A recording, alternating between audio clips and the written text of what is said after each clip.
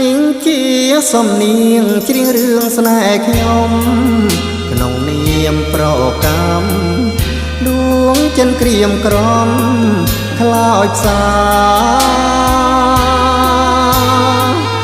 គេងគិតគេងខ្សងចិនប៉ងប្រាថ្នាលបលួញស្នេហាលើរួមជីវ៉ាជាភរិយាគេពេលបានជួបមុខផុនតុងអងភ័យបានលឺសំដីពីរស់មានន័យម្លេះទេតាមអ្វីពីអ្វីសាងពីបំពេជាតិនាងខកគេឲ្យខ្ញុំឈួរស្នេហ៍លើបកា